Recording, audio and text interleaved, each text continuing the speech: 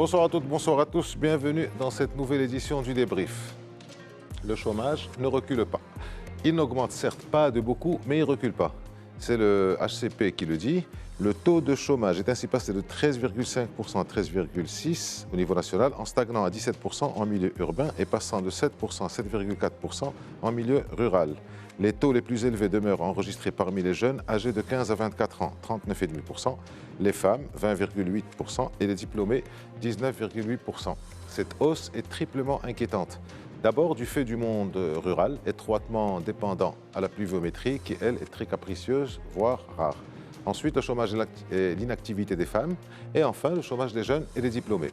Lors de la campagne électorale, le RNI qui conduit la majorité actuelle s'était engagé à faire de la problématique de l'emploi et du problème du chômage sa priorité, promettant 1 million d'emplois nouveaux au cours de son mandat qui va jusqu'en 2026. Nous sommes presque en 2025, à moins de 2 ans du scrutin législatif, et force est de constater que la promesse n'a pas été tenue. Il est vrai qu'entre les conséquences Covid, la faible pluviométrie et le contexte international, tenir cette promesse est une tâche ardue. Mais pour autant, l'exécutif pêche par manque de communication ou en développant une communication peu convaincante pour expliquer ce qu'il se doit et décliner les politiques pertinentes. Avec nous pour en parler, Yacine Okacha. Bonsoir. Merci d'avoir accepté notre invitation. Vous êtes député RNI, membre de la commission des finances, et vous êtes aussi président de la commune rurale Malien Louad du côté de Mslimane. Exactement. Merci pour l'invitation, c'est Aziz. Marhaba. Hassan Shkar, bonsoir. Bonsoir. Merci à vous aussi d'être avec nous. Vous êtes député USFP, membre de la commission des finances aussi, donc vous y êtes tous les deux. Vous êtes aussi membre du conseil national de l'USFP et du conseil de la ville de Rabat. Messieurs, marhaba bikoum, on y va. On va parler du chômage, des chiffres du chômage, de l'emploi, de la problématique de l'emploi. Mais avant, puisque nous avons l'occasion d'avoir un député de la majorité et un député de l'opposition, on revient sur le remaniement. Donc 6 ministres pleins qui changent, 6 ou 7 secrétaires d'État, je ne me rappelle pas de mémoire, je crois que c'était 6 secrétaires d'État qui arrivent dans le gouvernement. Commentaire sur ce gouvernement qui a fait, sur ce remaniement qui a fait couler beaucoup d'encre, de salive, pas de sueur. Alors c'est Aziz, merci pour l'invitation. D'abord, en parlant du remaniement, je pense que c'est toujours positif de dire qu'un remaniement a suscité l'intérêt général, l'opinion publique, et qu'il y a eu du débat et aussi des écrits. Maintenant, pour le dire, ce qu'on a compris du remaniement, c'est qu'il y a des secteurs d'une importance qui est aujourd'hui soulignée, à savoir l'investissement, à savoir aussi l'agriculture. Il y a des secrétariats d'État qui ont été mis en place dans des secteurs stratégiques pour l'économie marocaine et pour le développement social.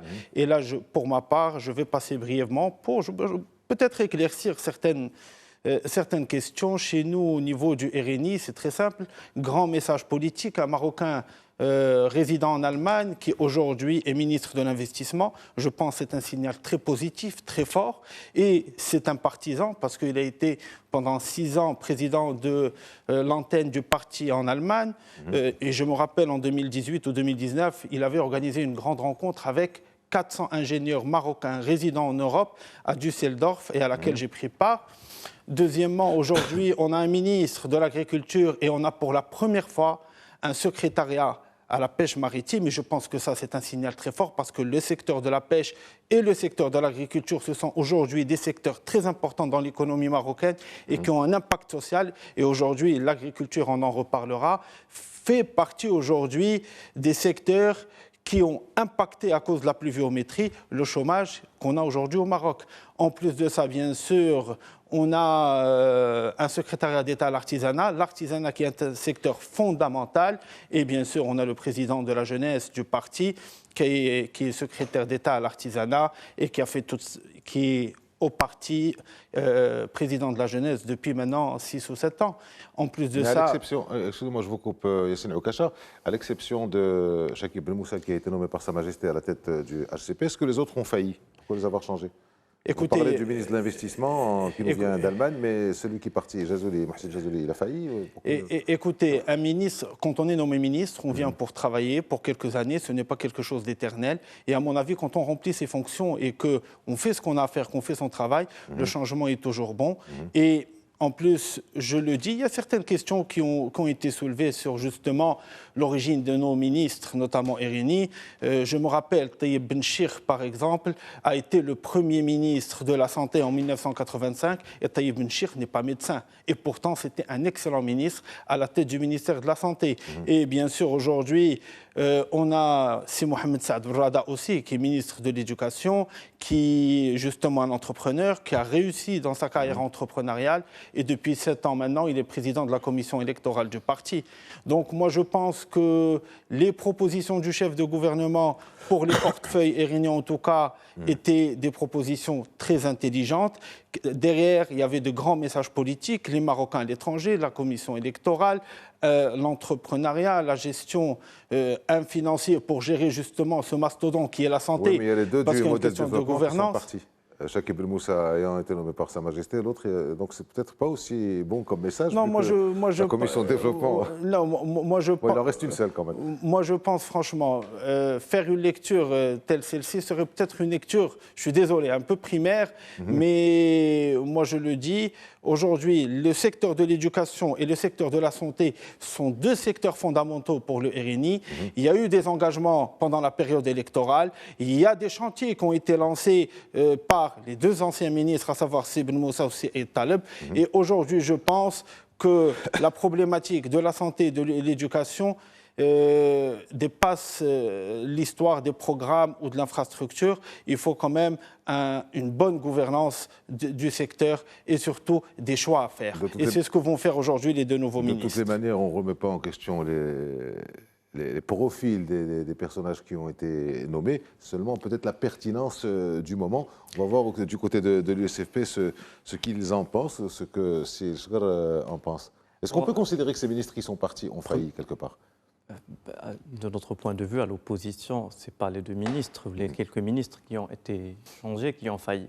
C'est un gouvernement qui a failli à toutes ses obligations, à toutes ses promesses aux Marocains et aux Marocaines. Aujourd'hui, est-ce qu'il s'agit d'un remaniement intéressant de notre point de vue? Non, parce qu'il s'inscrit principalement dans la continuité. C'est la même coalition, bien sûr, c'est les mêmes partis qui ont gardé les mêmes portefeuilles. Donc, on est en droit de se poser la question que vous avez posée vous-même. Est-ce que certains de ces ministres Est-ce qu'on a considéré qu'ils n'avaient pas accompli ce qu'ils avaient à accomplir? Deuxième chose, moi, je suis ravi que Si Yacine ait l'occasion aujourd'hui de défendre en tout cas ce remaniement, parce qu'on n'a entendu personne parler de ce remaniement. On se serait attendu à ce que ce soit un moment, au moins, une opportunité pour ce gouvernement de communiquer, de s'exprimer. Personnellement, je m'attendais à ce que le chef de gouvernement fasse un passage audiovisuel avec les principales chaînes. Le chef du gouvernement a fait un passage, pas audiovisuel, mais on n'a pas compris visuel. Le choix du support médiatique. C'était, comme d'habitude, très préparé et c'était plus un message Bon, on va dire, il a fait un message. Et on peut y revenir. Le chef de gouvernement, quand il a parlé, lui, il a parlé de politiser un peu le gouvernement. Donc, il n'a pas dit qu'il y avait des chèques, il y avait que des succès. Il a expliqué que les ministres qui étaient là avant ont établi des stratégies et qu'aujourd'hui, il faut des gens pour communiquer dessus. En tout cas, pour revenir, nous, ce qu'on regrette principalement, c'est qu'on avait besoin d'un secrétaire d'État, au moins, si ce n'est pas un ministre des Sports. Aujourd'hui, il s'avère impossible de concilier ces deux grandes responsabilités, surtout avec tous les espoirs que nous portons sur le domaine sportif au Maroc. Malheureusement, ça n'a pas été le cas. Je vous corrige, en fait, depuis l'avènement peut-être de Si Aziz, il n'y a pas eu de secrétaire d'État ni de ministre de la Pêche. C'est Aziz Akhnouch, pour être clair. Monsieur le chef du gouvernement. Voilà. Avec tout le respect qu'on doit bien sûr à nos institutions d'abord et aux personnes. Donc, on a déjà eu des ministères de la Pêche et des secrétariats d'État à la pêche. Ça a toujours été le cas au Maroc. Et bon, pour finir, comme je vous ai dit au début, pour ne pas prendre beaucoup de temps peut-être sur ce sujet, de notre point de vue, l'important, c'est les résultats. Ce n'est pas réellement un événement. Nous aurions aimé que le gouvernement en profite pour communiquer un peu plus sur ça, pour expliquer les raisons de ce changement aux citoyens et surtout les ambitions qu'on a avec ces nouveaux ministres. Malheureusement, ça n'a pas été le cas. Très bien. Alors, peut-être une remarque, non? Oui, je voulais juste dire que pour le secrétariat de la pêche, j'ai bien stipulé que c'est la première femme qui est secrétaire d'État à la pêche maritime et qui connaît très bien le secteur. Maintenant, moi je le dis parce qu'on a lu beaucoup de choses, effectivement, c'est Aziz. Aujourd'hui, on ne va pas à l'école pour devenir ministre. Et on ne va pas à la fac pour devenir ministre. Et on n'apprend pas ce que c'est que devenir ministre et réussir autant que ministre, que ce soit à la fac ou à l'université ou dans des écoles. Être ministre, c'est aujourd'hui une responsabilité, c'est une vocation politique très noble, très importante.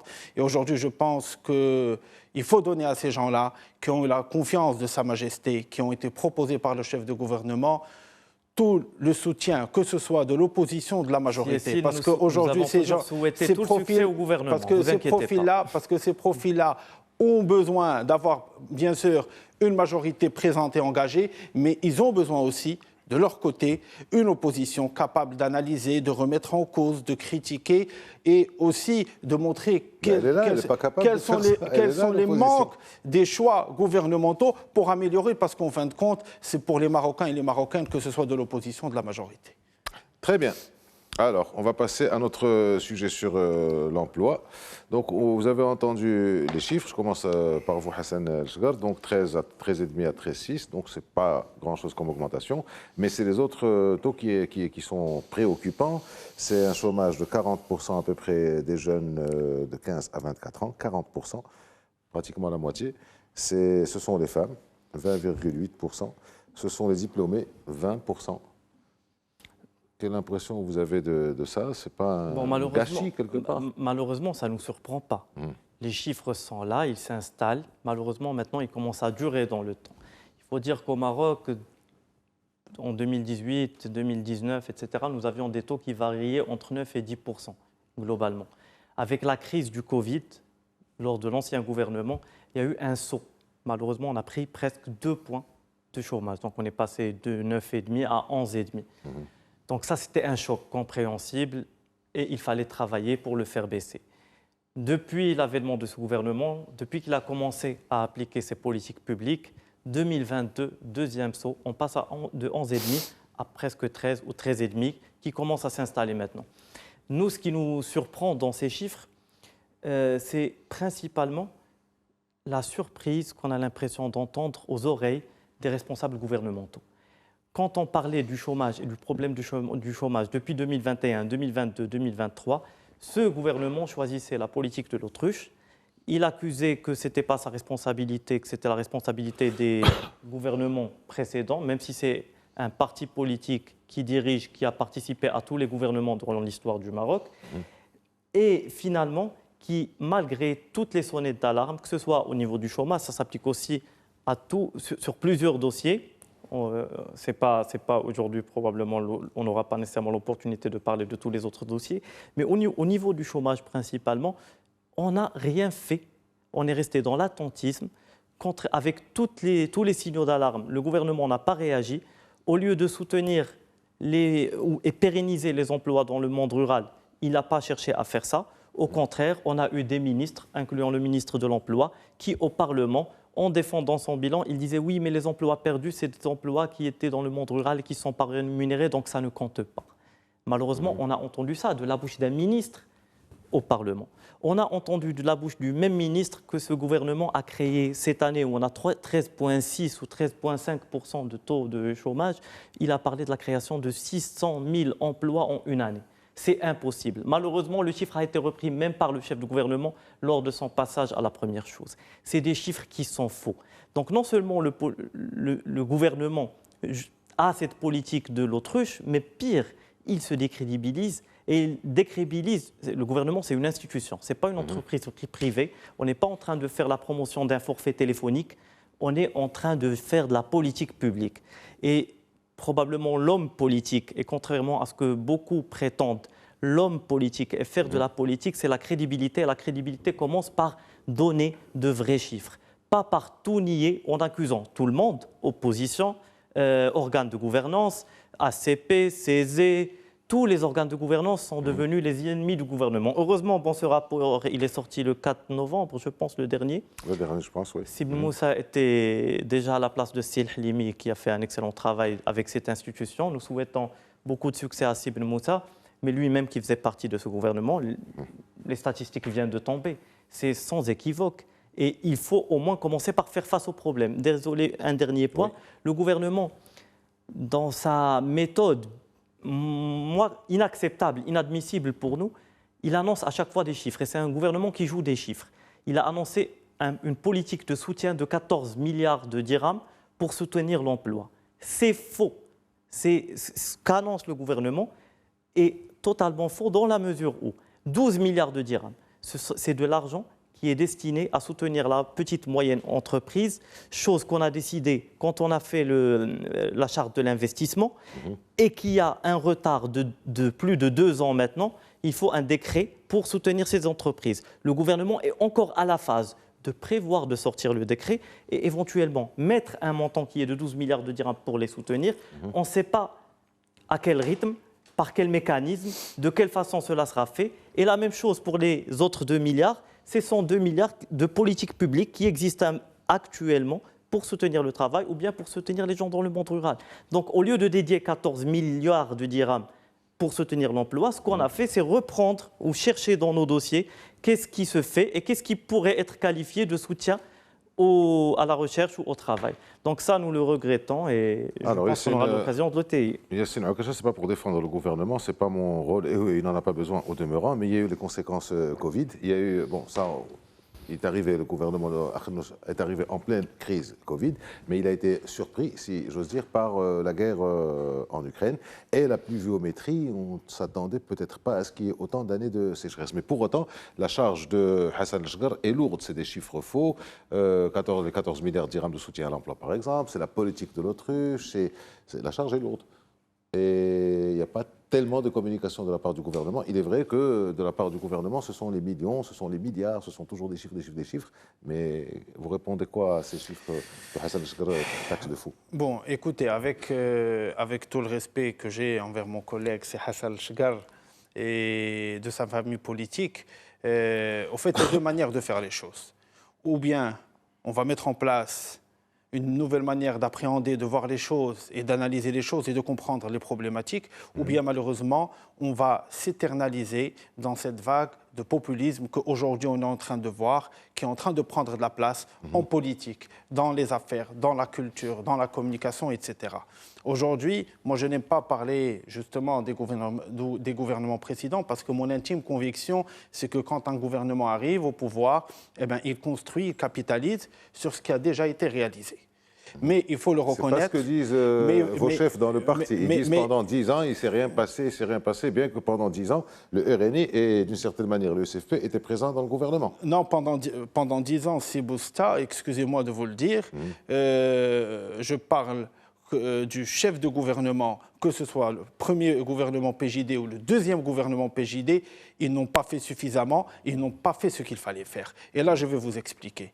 Quand le gouvernement est arrivé, le gouvernement RNI, avec Aziz Akhnouch en 2021, il y avait une situation, comme vous avez dit. Il y avait d'abord le Covid qui était un passage très difficile. Il y avait aussi les aléas de la guerre, et on a vu, il faut le reconnaître, il faut le dire, qui ont changé toutes les normes économiques et commerciales dans le monde entier. Et on voit les prix de la logistique, du transport, des matières premières qui ont atteint des niveaux qui sont très importants. Troisièmement, il faut le dire, là où je vous ai dit que les 2 gouvernements n'ont pas fait ce qu'ils avaient à faire, c'est qu'aujourd'hui, qu'on le veuille ou non, l'économie marocaine, l'emploi au Maroc, le chômage au Maroc sont tributaires de la situation agricole. Parce que le Maroc est un pays agricole. C'était le ministre de l'Agriculture pendant 15 ans. Là, je veux vous dire... Vous me tendez la perche, c'est trop facile à la livre. Je veux vous expliquer parce qu'il faut voir de l'autre côté. C'est vrai qu'il a été ministre de l'Agriculture pendant 14 ans. Pendant 14 ans, mais il faut se poser une question. C'est que quand il est arrivé en tant que ministre de l'Agriculture, avant lui, on avait justement des politiques agricoles qui étaient sur 5 ans. Il est arrivé en 2007 et il a basé toute son action sur le plan Maroc vert et qui était une vision à l'horizon 2020.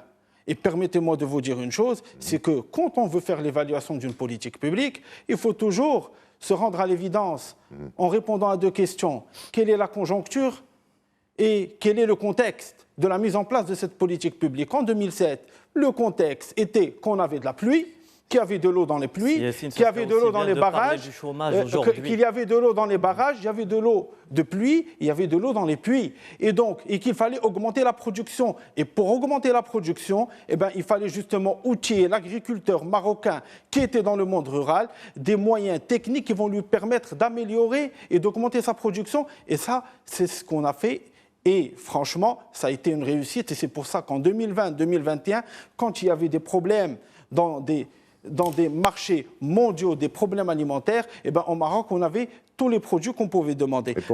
Maintenant 2021, je vais vous dire. Maintenant 2021, c'est Aziz. Oui. Il y a la guerre, il y a les aléas du Covid, parce que le Covid qui fait une paralysie à l'économie, on ne va pas vivre les conséquences aujourd'hui, on va les vivre 3 ans après, 2 ans après. C'est l'impact qui a eu lieu. De 1, de 2, 2021, Covid, guerre, Ukraine, Russie, changement de la logique économique dans le monde, mais en plus de ça, on n'a pas de pluie on n'a pas de pluie et on n'a pas d'eau dans les nappes phréatiques. Et aujourd'hui, on l'a vu, quand ça ne va pas dans le monde rural au Maroc, ça, il faut le comprendre. Il faut sortir des analyses et de la logique. Je suis désolé, je vais être un peu rude de dire ça. Il faut sortir de la logique des salons. Aujourd'hui, au Maroc, quand il y a de la pluie, quand le monde rural va bien, quand l'agriculture va bien, tout va bien au Maroc. Et franchement, aujourd'hui, c'est dommage parce qu'on aurait dû réaliser des investissements en eau entre 2008 et 2020 qui, justement, aurait pu... Je vais vous expliquer. Ça ne relevait pas de la compétence du ministère de l'Agriculture. Et justement, Aziz Akhannouch, en tant que ministre de l'Agriculture, lors de l'ancien gouvernement, il a justement insisté pour mettre en place la station de dessalement de la région de Sousse. Et c'est grâce à elle aujourd'hui qu'il y a plus de 12 000 hectares toujours exploités. C'est grâce à cette station de dessalement qu'il y a de l'eau à Agadir. C'est grâce à cette station de dessalement que les agriculteurs de la région continuent à travailler. Et c'est grâce à cette station de dessalement qu'on a produit 40% des légumes, des tomates qu'on consomme aujourd'hui au Maroc. Imaginez-vous si Aziz, et brièvement, et je m'arrête là, imaginez-vous si on aurait eu une station de dessalement dans chaque région du Maroc avec des périmètres irrigués et avec de la production à flot. Eh bien, croyez-moi aujourd'hui que les choses auraient été tellement différentes. On va sortir des salons Yassine Oukacha. Une seconde, je vous donne la parole tout de suite. On va sortir des salons Yassine Oukacha et on va sortir directement sur le terrain. Et sur le terrain, ce qu'on voit, c'est que les agriculteurs sont toujours dépendants de la pluviométrie. Peut-être qu'en 14 ans ou 15 ans de ministère de l'Agriculture, Aziz Akhannouch aurait pu peut-être penser à des cultures alternatives ou à autre chose qui réduirait la dépendance. Peut-être, surtout que nous sommes à 30%, 35% de population rurale. C'était juste une remarque, je ne peux pas ne pas le dire. Après, vous prenez la parole, vous prenez le micro. Oui. En 2007 et 2008 et jusqu'à aujourd'hui, nous sommes un pays qui a une très très grande présence de population dans le milieu rural. Et toujours dans l'histoire du Maroc, quand on parle du ministère de l'Agriculture, si on a une chose en tête, c'est cette population du monde rural que vous faites partie des représentants, dont vous faites partie des représentants d'ailleurs. Donc ce que j'essaie de dire par là, c'est que malheureusement, cette hausse du chômage est en bonne partie au monde rural aujourd'hui. Les chiffres du ACP qui viennent de paraître concernant le dénombrement de la population au Maroc a montré que des provinces sont en train de se vider au Maroc, malheureusement, aujourd'hui. Et de notre point de vue, si une des raisons, certainement pas la seule, mais une des raisons de cet échec, c'est justement cette absence de politique destinée à ce monde rural. Et quand je dis le monde rural, je parle de l'humain, de l'habitant qui habite, pas uniquement des serres et des investisseurs qui vont investir. Parce qu'au final, le plan Maroc vert, il a profité à certains. Et il a profité aux investisseurs dans l'agriculture. Quand Aziz Akhannouch a mis en place son plan Maroc vert, le souci principal était l'export des fruits et légumes et éventuellement ce qu'on va gagner en termes d'équilibre financier à ce niveau. Jamais le souci n'a été celui du citoyen et comment garder justement cette culture d'agriculteurs, de paysans qui vivent sur place et comment les soutenir et rendre leur espace de vie attractif. Et au jour d'aujourd'hui, c'est la même logique qui prévaut quand on voit que le gouvernement, au lieu justement de soutenir ces gens, par exemple, pour avoir du bétail, pour soutenir leur mode de vie et leur travail, il part et on soutient l'import, etc. Je reste avec vous, Hassan Chkar, mais je reviens sur mon sujet. Parce que moi, j'ai bien envie de lier ça à l'emploi et au chômage. Voilà, parce que c'est lié. Quelle proposition vous avez? Quand je vous dis que c'est lié, il a son temps de parole, il termine, après vous avez le vôtre, mais vous êtes connu pour avoir des économistes. Si Yassine a parlé du plan Maroc vert qui est terminé en 2018 ou 2019, et depuis, on a commencé ce qu'on a appelé Green Generation. Et c'était une sorte de signal d'alarme. Pourquoi un signal d'alarme? Parce qu'on a réalisé que le plan Maroc vert desservait les populations et servait les investisseurs, qui sont en général du monde rural ou pas, mais qui sont des investisseurs agricoles. Et avec Green Generation, le slogan a été principalement de soutenir cette population rurale qui habite dans le monde rural. Ça n'a jamais été le cas. On est resté sur le même cap du plan qu'il y avait avant. Et c'est pour ça qu'aujourd'hui, on a des centaines de milliers de chômeurs dans ce monde rural. Alors, quelles sont les propositions que vous auriez pour la situation du chômage, propositions globales? On a des propositions très très simples. On aurait pu avoir des propositions, on aurait été au gouvernement aujourd'hui, on a encore des propositions. Premièrement, il ne faut plus rester dans l'attentisme. Quand je parle de politique de l'autruche, je suis désolé, mais les chômages, les chiffres sont là. Déjà en 2021, ils continuent à augmenter et nous, à chaque fois, on est surpris. Deuxième chose, au niveau de l'entreprise, par exemple, on a le 9 décembre 2022, la charte de l'investissement a été publiée au journal officiel. Elle avait une année pour sortir le décret pour soutenir la petite et moyenne entreprise. Au jour d'aujourd'hui, ça n'a pas été fait. C'est la petite et moyenne entreprise qui crée 80% des emplois. Au lieu de ça, le gouvernement se targue de milliards de promesses d'investissement qui, on espère, auront lieu, qui sont très très importantes, mais on ne peut pas compter sur ce type d'investissement uniquement pour créer de l'emploi. C'est la petite et moyenne entreprise qui le fait. Mais au lieu de faire ça, le gouvernement tarde toujours à avoir Pardon, je n'ai pas fini. Il y a un autre sujet au niveau de l'emploi. Au lieu d'avoir une politique volontariste et soutenir les organismes que nous avons pour justement aider ces jeunes à trouver de l'emploi, et là je cite un exemple, l'ANAPEC, au lieu de ça, on dédie des milliards de dollars, et ça va devenir un scandale de dirhams, et ça se compte presque en dollars. Parce qu'entre Fossa et Ntelaka, et Awarash plutôt, c'est 3,75 milliards de dirhams par année. Ça remonte à environ 7 milliards de dirhams. Sachant que toutes les politiques qui sont soutenues par l'ANAPEC qu'on voit à l'écran, c'est 800 millions de dirhams par année. Nous avons uniquement 700 conseillers à l'emploi à l'ANAPEC. Pourquoi, au lieu d'avoir des vrais organes de gouvernance et aller réellement vers les outils que nous avons, les renforcer pour trouver de l'emploi, pour encourager l'investissement, etc., au lieu de faire ça, on part et on crée des événements marketing faits par des agences, par des gens qui se disent compétents et qui, au final, ne servent à rien. Parce qu'aujourd'hui, les statistiques sont là, même avec les soi-disant boosts des 113 000 postes. On va laisser Yassine Okacha. Vous ne laissez pas parler au Parlement ou quoi? Parce que là, c'est clair. On n'a pas le temps, on n'a pas beaucoup de temps. Il n'y a pas beaucoup de temps. Alors, justement, pour revenir à cette question de l'emploi sur l'agriculture, on fera une autre émission, je vous le promets, je vous invite encore pour une émission sur l'agriculture. Mais sur l'emploi, les premiers chiffres alarmants, il y en a depuis longtemps, mais ils sont sortis vers le mois d'avril, avril dernier. Et selon la presse, selon les médias, le chef du gouvernement avait été présenté comme choqué par ses collaborateurs quand il a vu ces chiffres-là. Très bien. Voilà les chiffres, voilà le choc. Après, il y a l'action. Qu'est-ce qui a été fait depuis?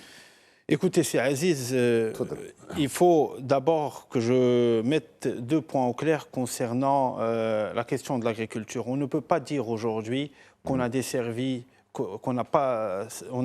les populations et qu'on a servi justement l'intérêt de l'investisseur X ou le grand investisseur. Ça, c'est un débat et c'est une logique très populiste. Aujourd'hui, quand on voit les chiffres, 95% des producteurs laitiers dans le monde rural au Maroc, ce sont des petits agriculteurs qui ont moins de 5 vaches laitières.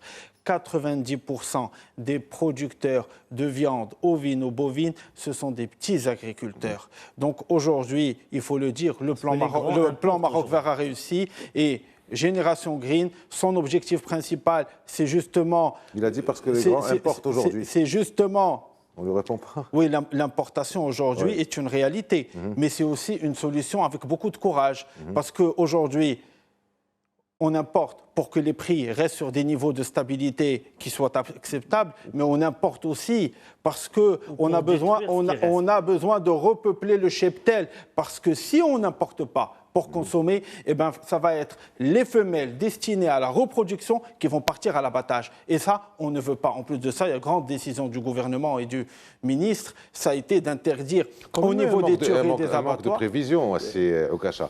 15 ans, depuis 2007, le RNI tient l'agriculture et on en arrive après 15 ans. Bon, c'est un avis personnel, mais enfin, bon, c'est une simple remarque. Mais excusez-moi, Sebousta, vous savez, aujourd'hui, la production, c'est quelque chose de très fragile et qui dépend justement de la pluviométrie. Si on n'a pas aujourd'hui les aliments qu'il faut, eh ben, croyez-moi, on ne peut pas produire. La qualité du cheptel...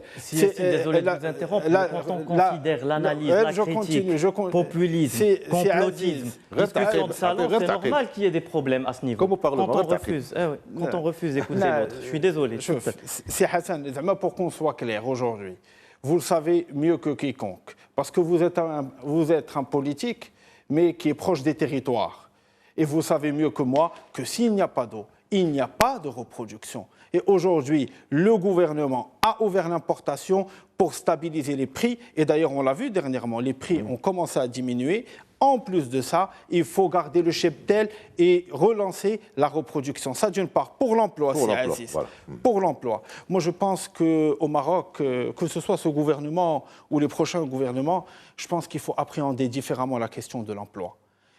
Il faut l'appréhender différemment. Parce qu'aujourd'hui, pour moi, il y a deux logiques qui sont très importantes. La première logique, c'est qu'il faut que l'investissement crée de l'emploi. Il faut absolument que l'investissement aujourd'hui, au Maroc, crée de l'emploi. On a des investissements, mais peut-être... On a l'indice corps qui est très mauvais sur la création. Mais qui ne crée pas suffisamment d'emplois, de un. De deux, le modèle économique chez nous au Maroc, je pense qu'il faut revenir à deux choses qui sont très importantes, et Sa Majesté en a parlé, je pense, à 2 ou 3 reprises. Il y a deux fondements pour moi. D'abord, l'humain. L'humain est très important. Et aujourd'hui, qu'on le veuille ou non, le Marocain a une expertise, a un savoir-faire dans certains métiers et a une grosse force d'adaptation. Qu'est-ce que fait le gouvernement pour l'emploi? L'autre point, c'est les territoires. Qu'est-ce que fait pour l'emploi? On a aujourd'hui le projet de charte d'investissement. Et sincèrement, le gouvernement y a travaillé. L'ex-ministre a travaillé dessus, Cécile Jazouli. Moi, je reviens à ce qu'a dit Hassan Mesgar. Il y a un grande retard. entreprise, ce sont les millions et les milliards. Il y a un retard au niveau des deux décrets qui concernent les Marocains. Et la charte de l'investissement aujourd'hui a été sortie par ce gouvernement et a apporté vraiment beaucoup de réponses et surtout un grand message de confiance pour l'investisseur. Le deuxième point, c'est Aziz, qu'il faut noter, c'est la réforme des CRI. La réforme des CRI qui est passée à la première chambre et aujourd'hui elle est à la deuxième chambre du Parlement est une réforme très importante et qui va venir en soutien pour apporter des réponses à la petite et moyenne entreprise qui effectivement crée plus de 80% des emplois aujourd'hui. Troisième point, Aourache. Comme on a parlé, c'est Hassan.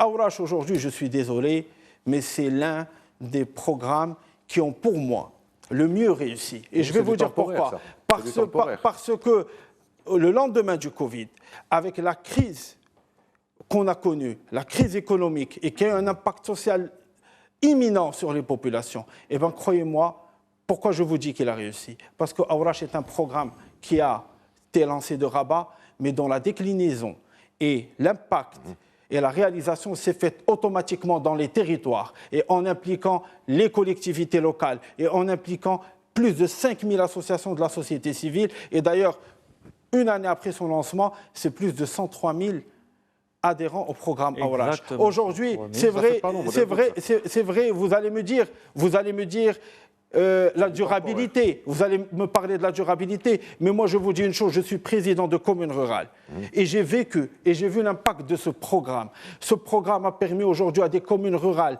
qui n'ont pas les moyens d'embaucher à travers Aourache des compétences qui ont refait les écoles primaires dans le monde rural, qui ont refait les cours de récréation, qui ont aidé justement à aménager des espaces en monde rural et dans les montagnes. Et je pense que cette dimension économique, mais il y a aussi une dimension humaine qui est très importante et je pense que c'est une réussite. Et au contraire, il faut pour sa durabilité, il faut justement penser à un nouveau modèle de Aourache mieux élaboré, plus élaboré. On le laisse réagir. Hassan El Chgar, ce que vous dites fait sens. Je n'ai pas le droit ni la prétention de penser autre chose, mais encore une fois, vous êtes dans une position qui est quand même facile, aisée, être dans l'opposition.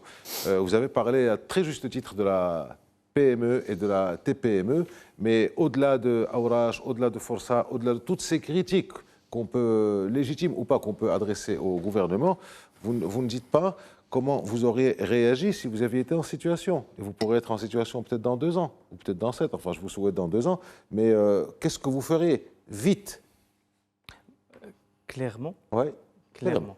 On n'est pas, aujourd'hui, au moment où on parle, pour être clair et précis, on n'aurait pas fait ni à Aourache ni en Força.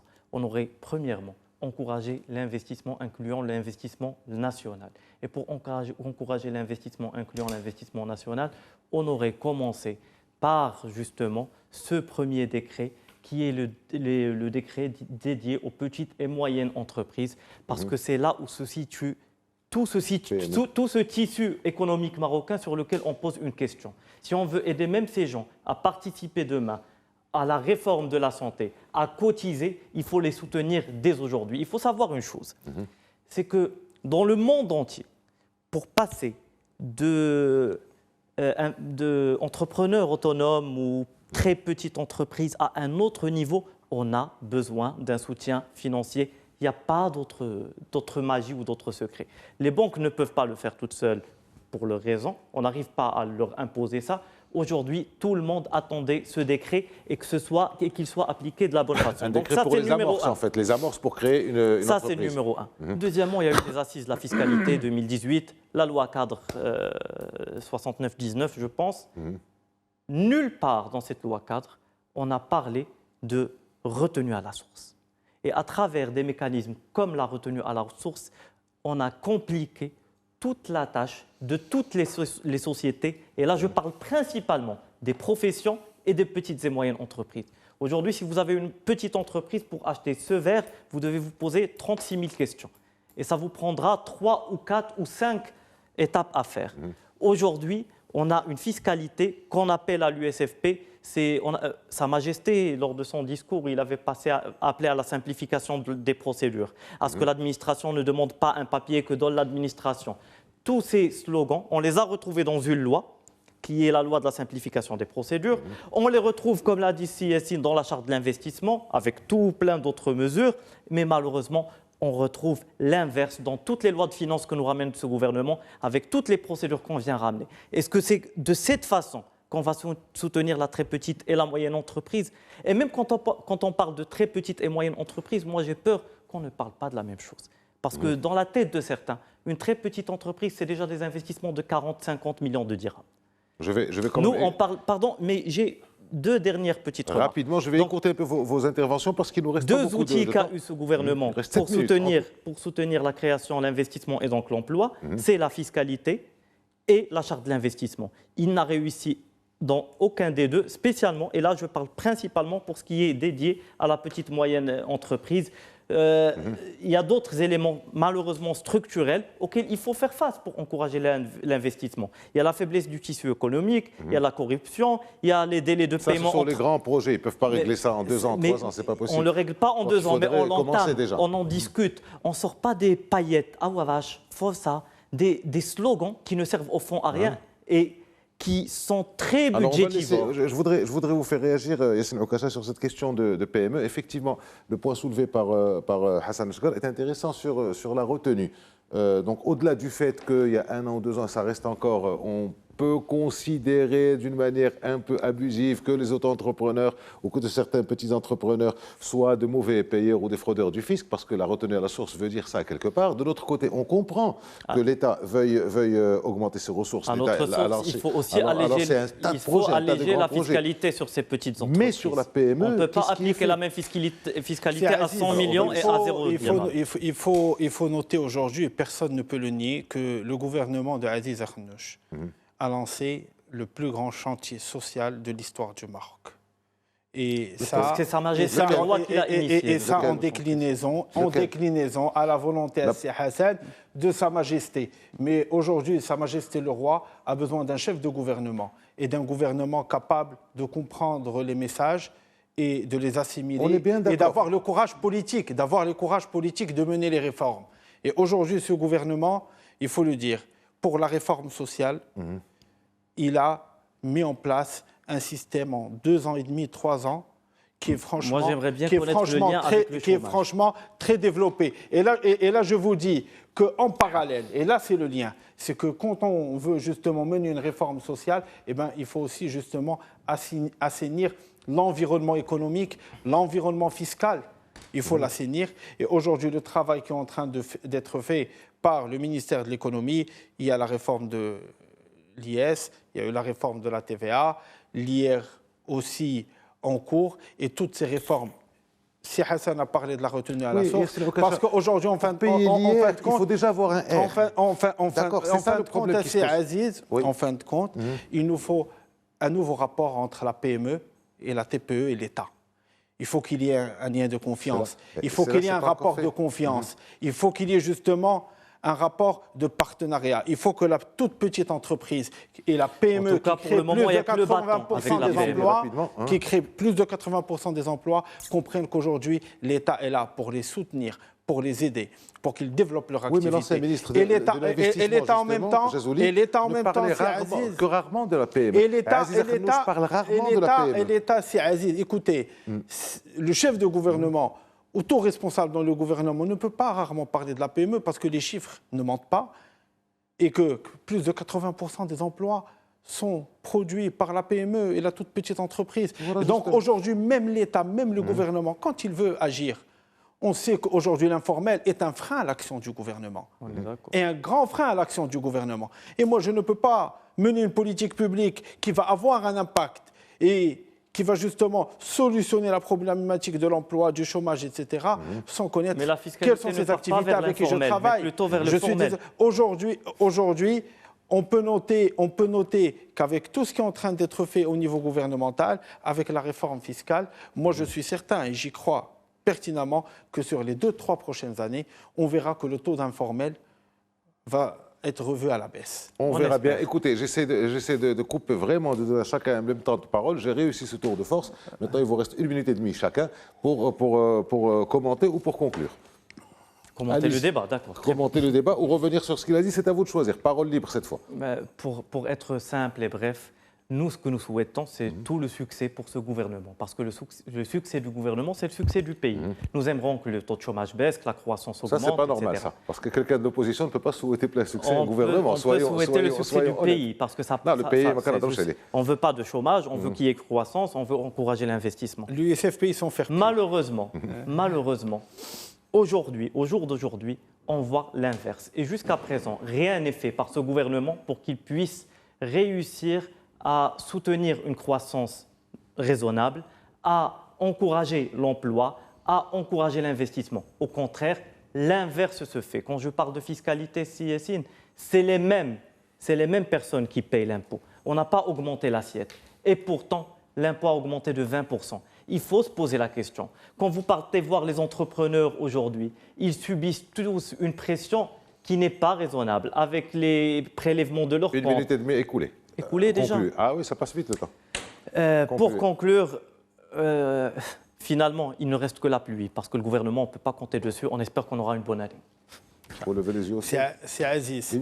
Aujourd'hui, il faut aussi voir la moitié remplie du verre. Aujourd'hui, on a les équilibres macroéconomiques qui sont bien gérés. On a la croissance qui donne de bons signaux et qui montre une reprise, même si peut-être ce n'est pas assez pour créer assez d'emplois, mais qui donne de bons signaux. Et le troisième point qui est très important, qui est vraiment la réussite de ce gouvernement, c'est qu'aujourd'hui, qu'il y a un environnement de confiance, que l'investisseur, que ce soit marocain ou étranger, a perdu durant les 10 dernières années. Donc aujourd'hui, je pense que ce gouvernement finira son mandat en 2026 avec un bon bilan sur la question de l'emploi. Ça va reprendre. Il aura mis en place les jalons et les fondamentaux pour un nouveau modèle économique. Et moi, je le dis et j'y crois. Il faut repenser ensemble le modèle économique marocain. Il faut inclure. Mais on a un nouveau modèle économique qui vient d'être fait il y a 2 ans. Il faut inclure la dimension humaine et la dimension territoriale. La dimension territoriale est très importante. Merci à vous. Merci Hassan El-Sgar, USFP. Merci Yassine Oukacha et Rémi. Merci à vous de nous avoir suivis tout au long de ce débat. À la semaine prochaine.